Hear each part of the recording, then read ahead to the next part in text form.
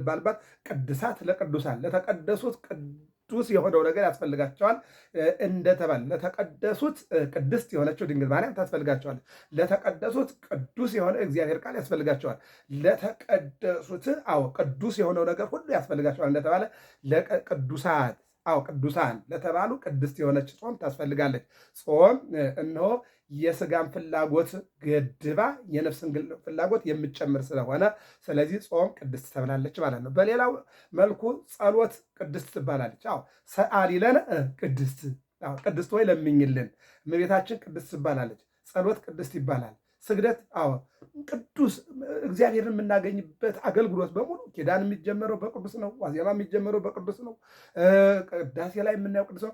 ስለዚህ ጾም ቅድስት ትባላለች። እመቤታችን ቅድስት ትባላለች። ስለዚህ ሁለተኛው ሰንበት ቅድስት ተብሏል ማለት ነው። እንግዲህ የሰንበቷ ጉዳይ ይሄ ከሆነ ሁለተኛው ሰንበት ቅድስት ከተባለ ወደ መጀመሪያው ዘወረደ ከተባለ ቅድስት ዋይ ዜማው ነው የምንጀምረው። ምን ይባላል ከተባለ ግነዩ ለእግዚአብሔር ወፀውኡ ስሞ ወንግርጎሙ ለአሕዛብ ምግባሮ መዝሙር 104 ላይ የምናገኘው ነው። እግዚአብሔርን አመስግኑ ስሙንም ጥሩ ለአሕዛብም ስራውን አውሩ። እግዚአብሔርን አመስግኑ ስሙንም ጥሩ ለአሕዛብም ስራውን አውሩ። ምን አይነት ስራውን? ከሃሊነቱን፣ ቻይነቱን፣ ደግነቱን፣ የይቅርታ አምላክ መሆኑን ፈጥሮ የሚመግብ የማይረሳ የሚያለብስ አራት መሰረታዊ ስጦታ ልብስ የሰጠ የሚያለብስ፣ ምግብ የሰጠ የሚመግብ፣ መጠለያ የሰጠ የሚያኖር፣ ኦክስጅን አየር የሰጠ እንድንተነፍሰው የምንተነፍሰው ሰው ለክቶ የማይወስደውን የሰጠ እግዚአብሔርን አመስግኑ ስሙንም ጥሩ ለአሕዛብም ስራውን አውሩ። ወበቃሉ አሄወ እውረ በቃሉ የሚያነጻ በቃሉ ዕውር የሚያበራ በቃሉ ሙት የሚያነሳ በሁለት ዓሣ በ5 እንጀራ 5,000 ሕዝብ የሚመግብ በረሃ ላይ 600,000 እስራኤላውያንን ከሰማይ መና ወርደው ጥንጫ ላይ ውሃ ፍልቆ የሚያጠጣ ይልቁንም በሰማይ ፀሐይን፣ ጨረቃን፣ ከዋክብትን እንዲፈራረቁ ያደረገ ይልቁንም በምድር ደግሞ ለዚህ ዓለም ጣራው ሰማይ መሰረቱ መሬት አድርጎ 22 ስነ ፍጥረትን የሚገዛና የሚያኖር የሚመግብ ይልቁንም ከሃሊ የሚችል መሐሪ ይቅር ባይ ቻይ ነው የሚችል አምላክ ነው።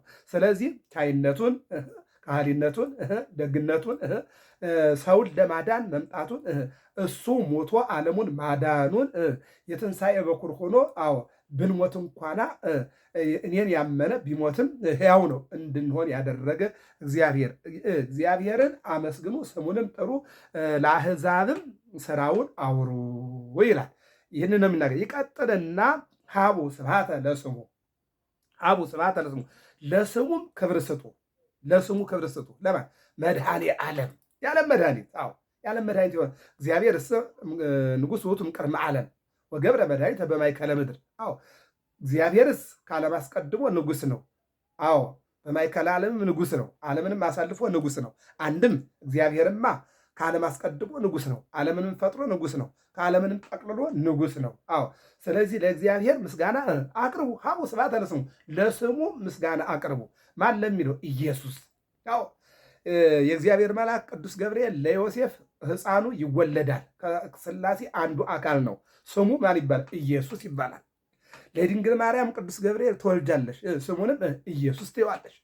ሉቃስ ወንጌላዊ ደግሞ በምዕራፍ 2 ላይ ምን አለ? በከመ ሰመዮ መልአከ እግዚአብሔር ቅድመ ትጽንስ በከርሳ ወሰመይዎ ስሙ ኢየሱስ። የእግዚአብሔር መልአክ ከመውለዷ ወይም ከመጽነሷ በፊት አስቀድሞ ትጸንሻለች፣ ተወልጃለች፣ ስሙንም ኢየሱስ ትይዋለች ብሎ እንደተናገረ እነሆ ስሙንም በ40ኛው ቀን ማን አለችው? ኢየሱስ አለችው። ኢየሱስ ማለት መድኃኒት ማለት ነው። ይሰግር በኩሉ ብርክ በስሙ ለኢየሱስ ክርስቶስ ፊልጵስዩስ 2 ላይ ጉልበት ሁሉ ለኢየሱስ ክርስቶስ ስም ይንበረከካል። ለኢየሱስ ክርስቶስ ስም ምን ይሆናል? ይንበረከካል። ስለዚህ ይህን ስም ጥሩት። ኢየሱስ። ይሄ ብዙ ጊዜ መናፍቃን እንደመፈክር አድርገው ኢየሱስዬ አይባልም፣ ኢየሱስዬ አይባልም። በፍጹም ኢየሱስ ነው። መጨመርም መቀነስም አይቻልም። ኢየሱስ።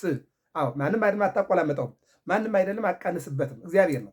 የእግዚአብሔር ስም እንደ አባት እንደ እናት እንደ ፍቅረኛ ኢየሱስዬ ማርያምዬ አይባልም።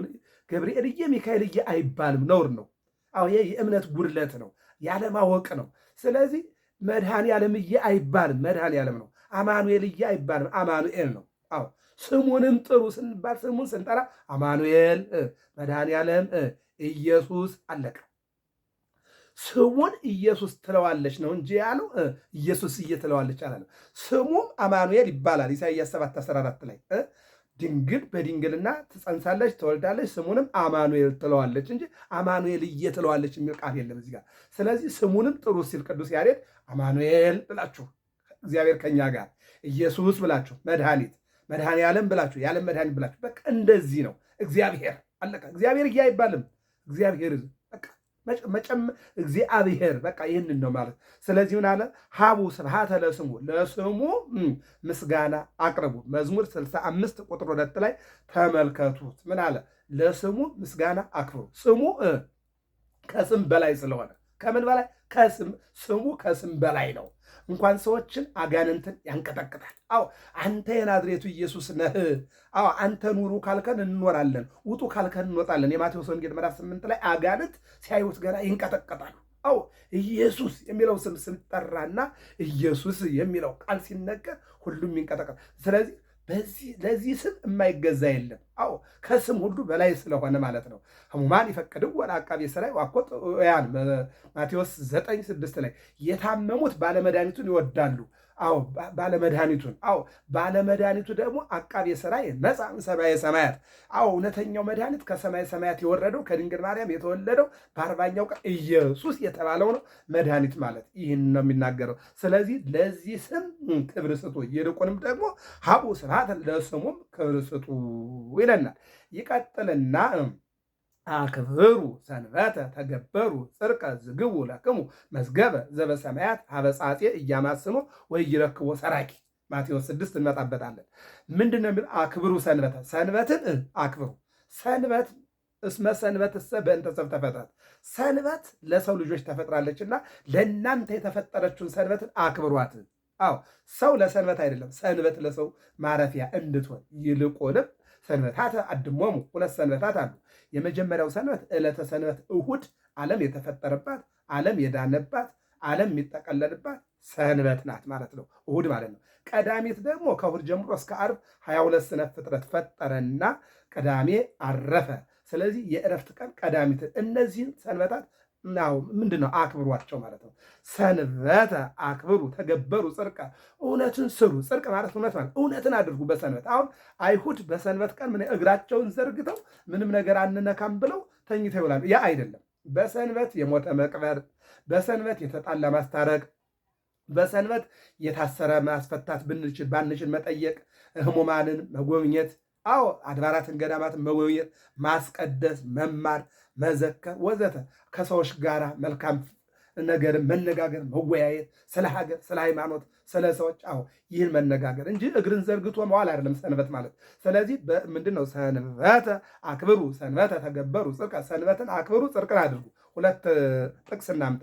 ዘጸአት ምዕራፍ 20 ላይ ሰንበትን አክብር አንተም ወኩሉ ቤትከ፣ በቤት ሁሉ ያለው እንስሳህም፣ ያው ሁሉም ነገሮች ሰንበትን ያክብሩ ይላል።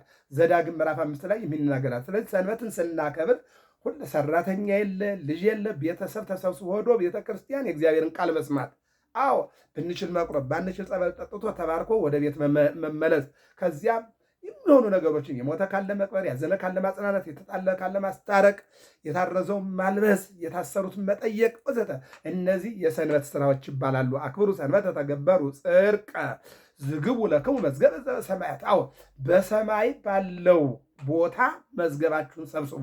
ሀበሃሎ መዝገብከ ይትገባ ልብከ፣ ዕቃ ባለበት ልብህ በዚያ ይኖራል። ንብረት ባለበት ልብህ በዚያ ይኖራል። ዝግቡ ለክሙ መዝገበ ዘበሰማያት፣ ለእናንተ በሰማይ ባለው መዝገብ ሰብስቡ። አዎ በዚህ ለእኔ ብጤዎች ስንመጸውት፣ ለቤተ ክርስቲያን ስናደርግ፣ የታሰሩትን ስንጠይቅ፣ በጎ ስራ፣ አዎ መብላት እየፈለገ ላጣው ምግብ መስጠት፣ መልበስ እየፈለገ ላጣው ልብስ መስጠት፣ ገንዘብ ፈልጎ ላጣው ገንዘብ መስጠት፣ አዎ ቅዱስ ሚካኤልን ትናንት አይተናል። ምንድን ነው ያደረገው? የለኝም ሲለው ዋስ ሆኖ እሱ ተበድሶ ሰጥቶ ሰውየው እንደገና ባለጸጋ እንዲሆን አድርጎታል።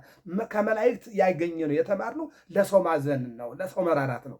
ስለዚህ ዛሬ እዚህ በየቤተ ክርስቲያኑ በር ላይ ቁጭ ብለው በየመንገዱ ቁጭ ብለው እየተራቡ እየተጠሙ ቤት ነበራቸው ፈርሶባቸው ተሰደው ትናንት ይመጸውቱ ነበረ፣ ዛሬ ምጽዋት የሚፈልጉ ትናንት ያበሉ ነበር፣ ዛሬ ዳቦ ዳቦ የሚሉ ብዙ ወገኖች አሉ። ጾም ሲባል የምግብ ሽግሽግ ሳይሆን ቁጠባ ሳይሆን ምንድን ነው? ካለ ማካፈል ነው። ቁርስን ሰብስቦ ለድሃና ለኔብጤ ማካፈል፣ ለታረዙት ማልበስ ነው። ይሄ በሰማይ መዝገብ መሰብሰብ ነው ማለት ነው። ስለዚህ ዝግቡ ለክሙ መዝገበ ዘበሰማያት ሀበ ጻጼ እያማስነው እይረክቦ ሰራቂ ብል የማይበላው ሌባ የማይወስደው በመሬት ላይ ያለ ጨርቁን በቁም ሳጥን ብታደርገው ብል ይበላዋል። እህሉን በቆማዳ ብታደርገው አይጥ ይበላዋል። በጎተራም ብታደርገው ምስጥ ይበላዋል። ስለዚህ ሀበ ጻጼው እያማስኑ ወይረክቦ ሰራቂ ቁንቁን ወይም ደግሞ ምስጥ ወይም ደግሞ አይጥ ወይም ደግሞ ሌባ ወይም ደግሞ ቀማኛ ወይም ደግሞ ወራሪ በማይወስድበት በሰማይ መዝገብ በማይወስድባችሁ በሰማይ መዝገብ ሰብስቡ ይልና ምን አለ? ይህንን ማቴዎስ 6 ነው። ድልዋኒክሙ ንበሩ፣ ተዘጋጅታችሁ ኑሩ። ይህን የማቴዎስ ወንጌል ምዕራፍ 24 ተነጋግረነዋል። ሁልጊዜ በዕለተ